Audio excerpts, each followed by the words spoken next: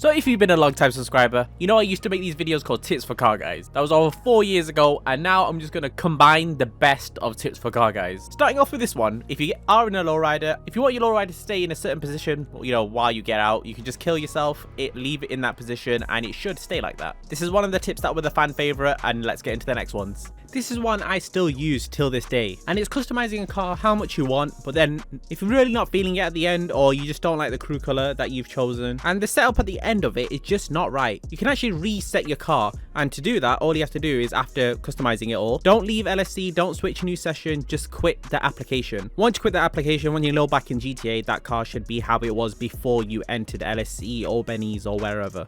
So in the grand scheme of things, this one seems pretty useless, but it is not. If you incorporate this, it will save you so many hours in GTA time. Now, it will technically only save you like 10 seconds, but that's 10 seconds every single time you go into LSC. So let me show you. This is when you go into LSC, everyone knows the animation. And as you can see, this animation does take a while. It's very slow, and then you finally get to repair your vehicle.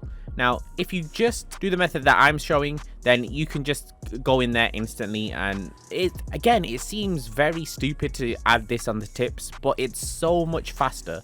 And who wants, there you go, you're in already. You can customize your car, you can fix your car and get out straight away. Like, there's no silly delay. I mean, it's not really a silly delay because it's actually showing your car entering, but we've seen that 1,000 times. So to do this, all you need to do is keep scrolling through your weapons while you're entering LSC, and then you just press right on the D-pad. And I did it slow-mo there just to show you how to do it. So yeah, just spam your weapons so it doesn't make you actually go into LSC, and then you can spam right on the D-pad and you can get in straight away. Sometimes for some reason you want to probably drive around with no hood, and this is how you do it. This is how to do it cleanly, so without any damage on your car. First thing you want to do is make sure you put your hood up. So in the interaction menu, go to vehicle doors and then go to hood.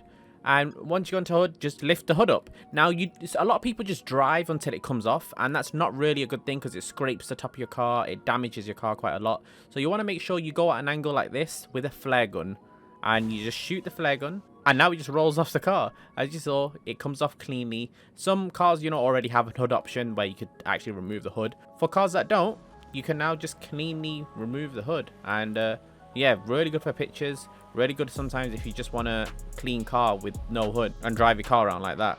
So as you probably saw in the thumbnail, this is a really cool one. And the cool thing about this is not many people have done it. So we've not got the best combination of cars yet. So that's what I'll leave you guys to do. Merging the two cars together after you obviously see how to do it and see what cars you come up with, and then tag me on Instagram. Or you don't need to tag me, just I want to see some build. I'm actually interested. I'm not just doing it so you tag me on Instagram. But the first thing you want to make sure you do is one of you, you or your friend, you need a friend for this. You or your friend should be in passive mode. Now, once you're in passive mode, just go within your friend's vehicle, or your friend go into your vehicle, and of course you can go through them because one of you are in passive mode, and try and line up the car so it meets arch to arch.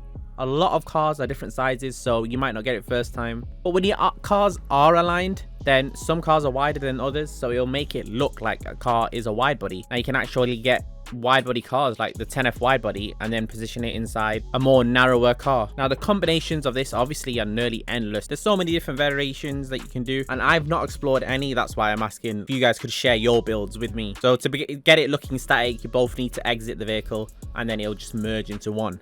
Now this tip, if you incorporate it more than in just drag races, it's so helpful. Let me give you a scenario. Someone's here shooting at me, and obviously that always happens in GTA, and I want to accelerate off, and it takes a little while with the burnout.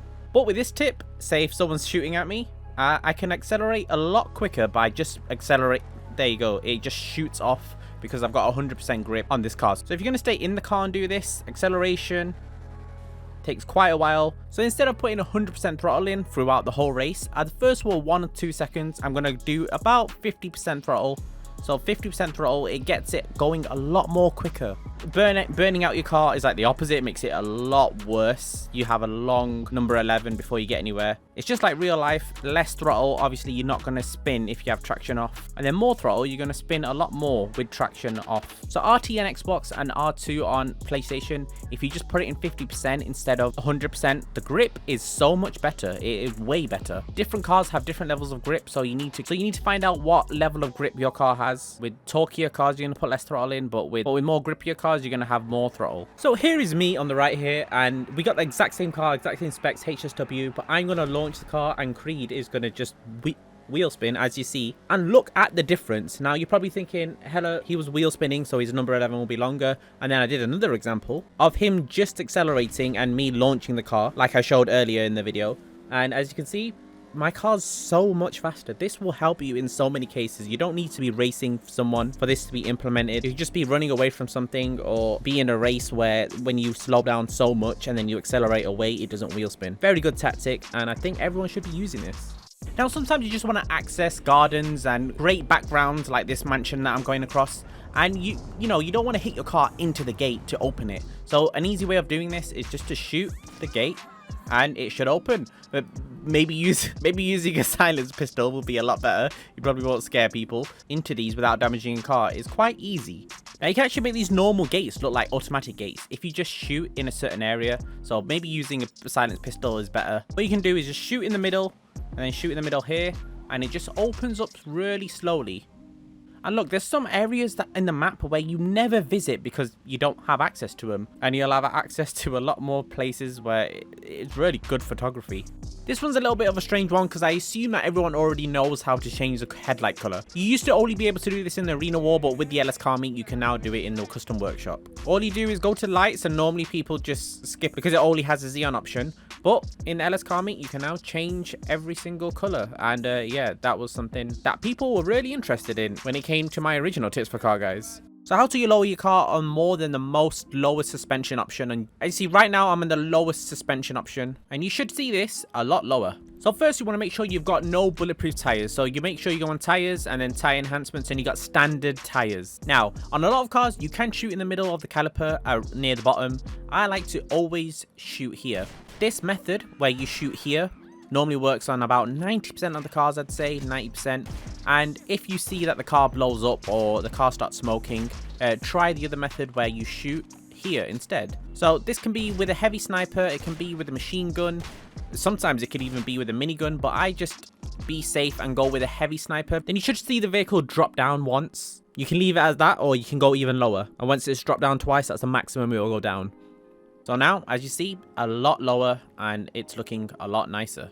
You guys saw my wide body attempts, and I'd like to see yours, so I'll leave a link to my Instagram in the description. Just tag me. Some of my attempts were failure, and some of them really look good. In this case, the one that you see in the video, it would have been probably better if I made the two colors the same, but I think this was one of my bad ones, and I know there is many more builds to do that will look way better than the example in my video. So tag me on Instagram, hellaflush.69, or the link is in the description. You can just give me a follow if you want. Thank you so much for watching. Hopefully you did enjoy. See you guys in the next one.